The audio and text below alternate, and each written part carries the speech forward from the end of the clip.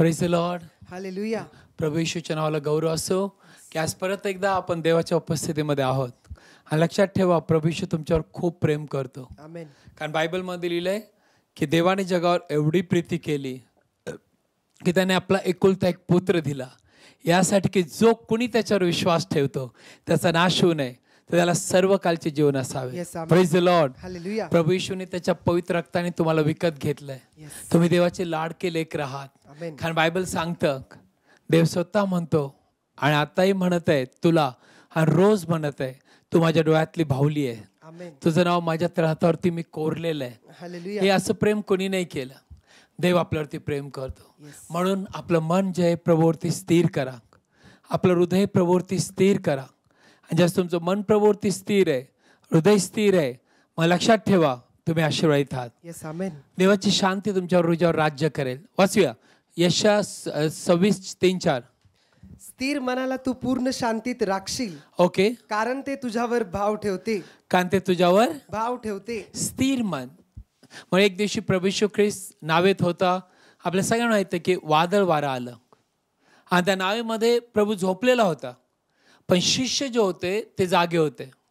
आणि बायबल सांगते एवढं वादळ वारं आलं की पाणी नावेत घुसू लागलं आणि सगळी नाव बुडू लागली. पण येशू ख्रिस्ताला काही फरक पडत नव्हता. का माहिती आहे? कारण प्रभूला माहित होतं मी या पाण्याचा निर्माण करणार आहे, येस. मी वादळ वारं थांबवणार आहे, मी सर्व काही स्थिर करणार आहे. पण शिष्यांना हे माहीत नव्हतं की जोपर्यंत प्रभू येशूवरती आपली नजर आहे, प्रभू येशू आपल्या बोटीत आहे, आपल्याला काही होणार नाही. पण बायबल सांगतं की त्यांनी देशूर नजर काढली आणि ते गोंधळून गेले.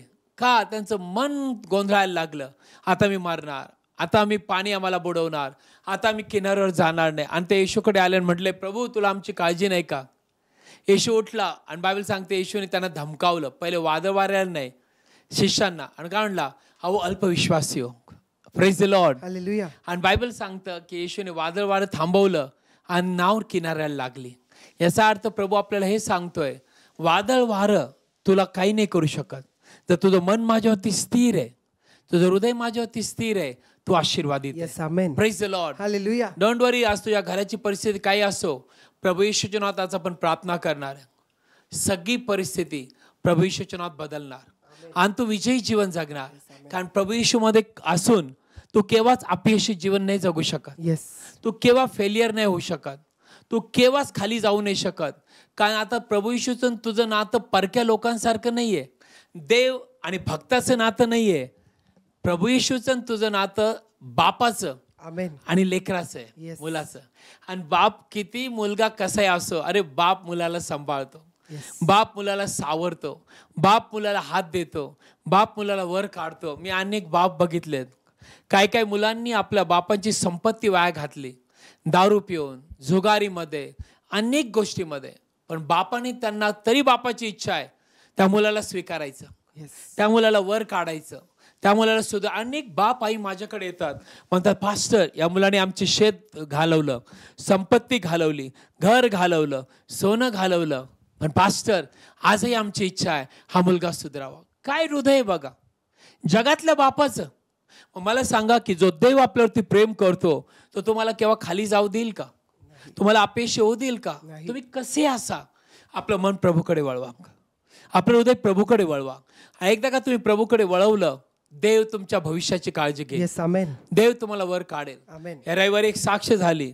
एक ब्रदर सिस्टर, दोघं पती पत्नी, त्यांना मुलगा आहे, पण अत्यंत व्यसनात, अत्यंत अनेक प्रकारचे व्यसन. त्यांचे आई वडील, त्यांचं कुटुंब त्यांना वैतागलं, त्यांना खूप वैतागले.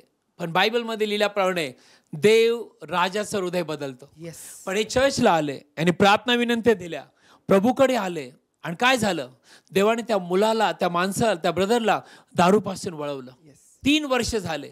तो म्हणतो पास्टर मी दारू पित नाही, मी व्यसन नाही करत. पूर्ण जीवन बदललं आणि आज ते कुटुंब एवढं आनंदी आहे. त्यांच्या कुटुंबाने एकच केलं, आपलं मन देवावरती स्थिर केलं.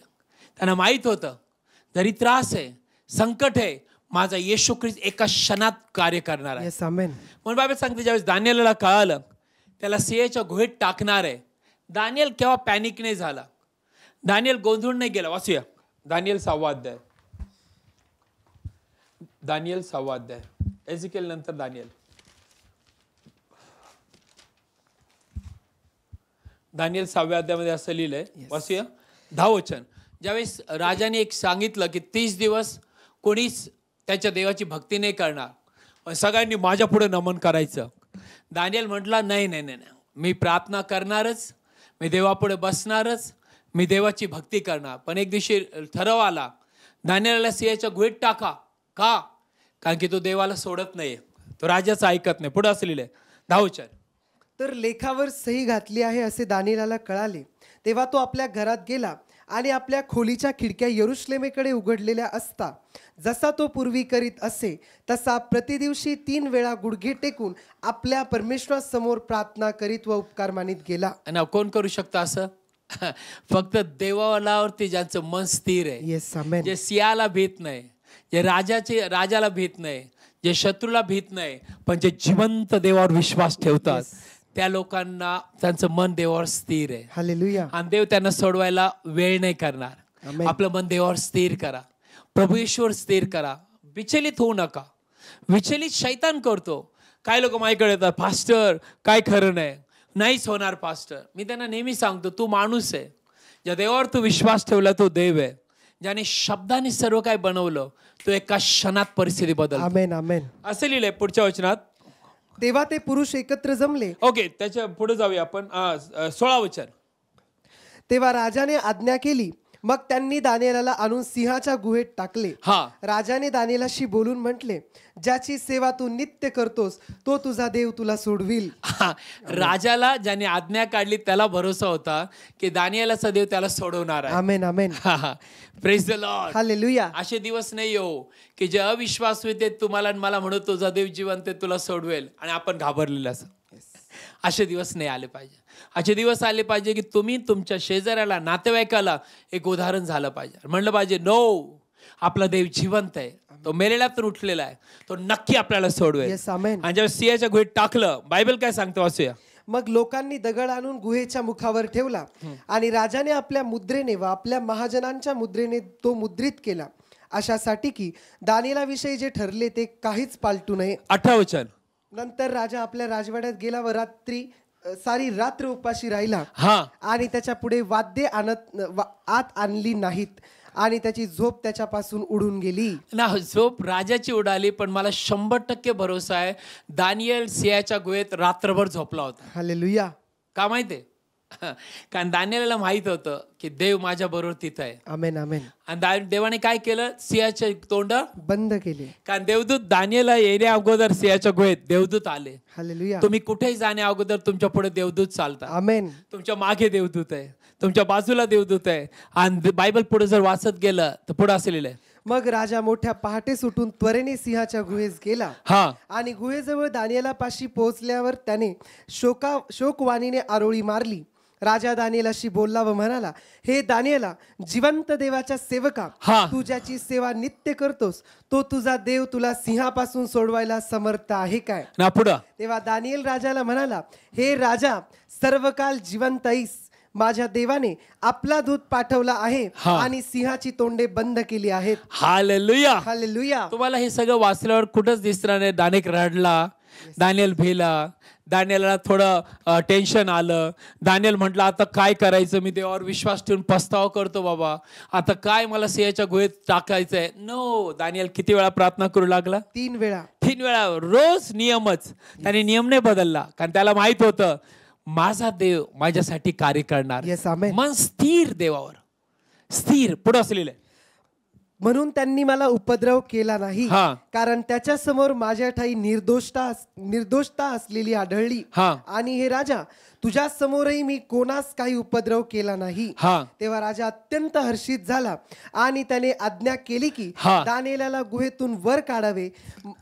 मग दानिएलाला गुहेतून वर काढले आणि त्याच्या अंगावर काही जखम आढळून आली नाही. त्याच्या अंगावर काही जखम आढळून आली. हा प्रभू येशू आहे. हालेलुया. हा तुमचा जिवंत देव आहे. हा देव जखमाने होऊ देत, हा देव त्रास होऊ देत नाही, हा देव तुम्हाला मरू देत नाही, हा देव सिंहाचे तोंड उघडू देत नाही, हा देव निंदेपासून, जगातल्या घाणीपासून, वासनेपासून, शत्रूपासून वाचवतो. त्याचं नाव प्रभू येशू आहे. हालेलुया. मन स्थिर करा प्रभूवर, हलू नका, आपला विश्वास बळकट ठेवा. पुढे असलेले कारण त्याने आपल्या देवावर विश्वास ठेवला होता. दानिएलाने आपल्या देवावर विश्वास ठेवला होता. पुढं मग राजाने आज्ञा केली आणि ज्या पुरुषांनी दानिएलावर दोष ठेवला होता त्यांना त्यांनी आणले आणि त्यांना त्यांच्या मुलाबाळांना व त्यांच्या बायकांना सिंहाच्या गुहेत टाकले. आणि ती गुहेच्या तळास पोहोचण्यापूर्वीच सिंहांनी त्यांच्यावर प्रबळ होऊन त्यांच्या सर्व हाडांचे चूर्ण केले. 2 पिक्चर आहे. दानिएलाच्या वेळेस सिंहांचे तोंड बंद.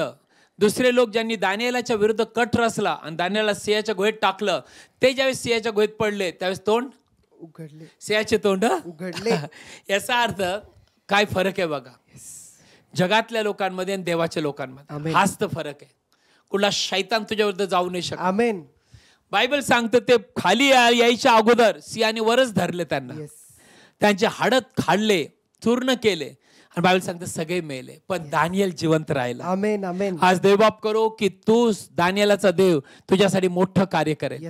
पुढे असलेले तेव्हा दारियावेश राजाने जे सर्व लोक, राष्ट्रे व भाषा व पृथ्वीवर राहतात त्यांना लिहिले की तुम्हा शांती बहुतपट हो. पृथ्वीवरल्या सर्व लोकांना दानिएला लिहिले राजाने, मी ठराव करतो की. राजा आता पहिला ठराव केला दानिएला सिंहाच्या गुहेत टाका. देवाने वाचवलं. आता काय ठराव करतो ऐका. मी ठराव करतो की माझ्या राज्याच्या सत्तेखालील सगळ्या मनुष्यांनी दानिएलाच्या देवासमोर थरथर कापत व भय धरीत जावे.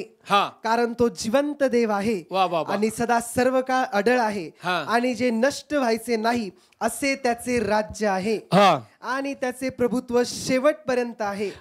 तो मुक्त करतो व सोडवतो आणि आकाशात व पृथ्वीत अद्भुत चिन्हे व आश्चर्यकर्मे करतो. त्याने दानिएलला सिंहाच्या सत्तेतून मुक्त केले आहे.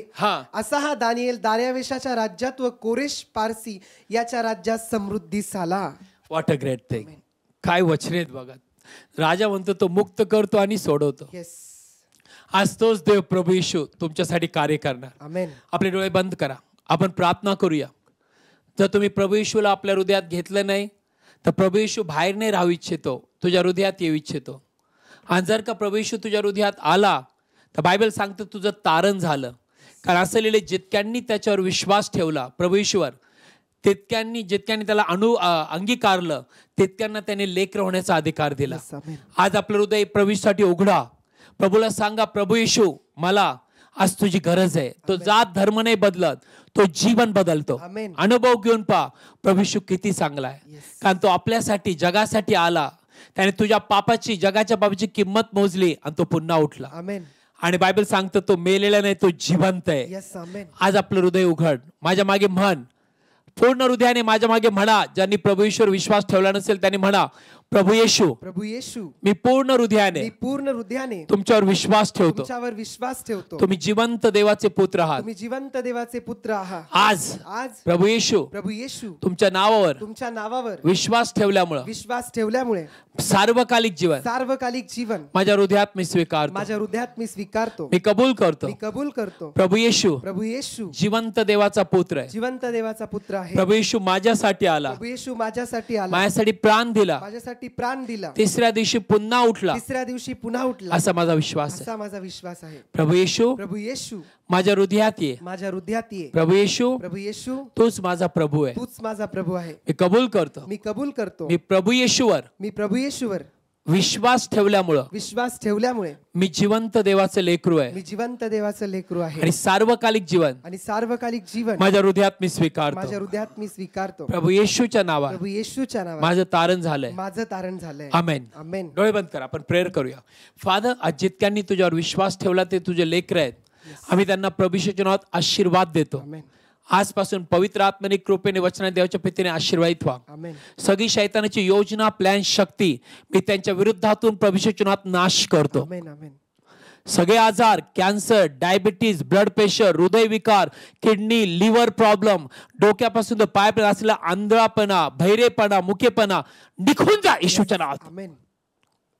डोक्यापासून पायापर्यंत प्रभू येशूच्या नावात बरे व्हा.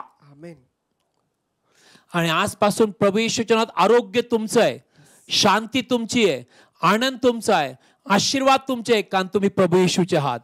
फादर, मी प्रार्थना करतो त्यांना स्थिर कर, बळकट कर, विश्वासात प्रबळ कर. कुठल्या सियाला आणि शैतानाला ते भिणार नाही, कारण जो जगात आहे त्यापेक्षा जो आमच्यात आहे तो मोठा आहे. Yes, amen. सगळ्या कर्जातून बाप्पा वाईटातून त्यांना वाचव. Work hard. ज्यांना नोकरी नाही त्यांना नोकरी. आम्ही रविवारी सुट्टी सकाळी 9 ते 5 ड्युटी स्वीकारतो. Yes, amen. Saturday half day. Father ज्यांचे लग्न नाही झाले, ज्यांना लेकरू बाळ नाही, हे आशीर्वाद येशूच्या नावात मी स्वीकारतो. आजपासून प्रत्येक अश्रू पुसले जा, हृदयाचं सांत्वन हो आणि तुझे लेकरं गौरवातून गौरवात जाओ. प्रभू येशूच्या नावात amen. Amen. Praise the Lord. Hallelujah. So आज प्रार्थना केली, साक्ष द्या. तुमच्यासाठी रोज प्रार्थना चालू आहे आणि एवढं लक्षात ठेवा, प्रभू येशू लवकर येणारा विश्वासात स्थिर व्हा. आणि शुक्रवारी संध्याकाळी 7 ते 9 आपली आशीर्वाद सभा असते. रविवारी सकाळी 10:30 ते 1:30 वाजेपर्यंत आपली सभा असते, चर्च असतं. ज्याला माहीत नाही ह्या चॅनल त्याला सांगा, विनयार्ड वर्कर ब्लेसेड चर्चचं channel, pastor Sunil Gangawane message, आणि तुम्ही आशीर्वादित होणार आणि दुसऱ्याला आशीर्वाद करा प्रभू येशू सांगून. आणि चॅनल सबस्क्राईब करा. भेटूया उद्या. God bless you. थँक्यू.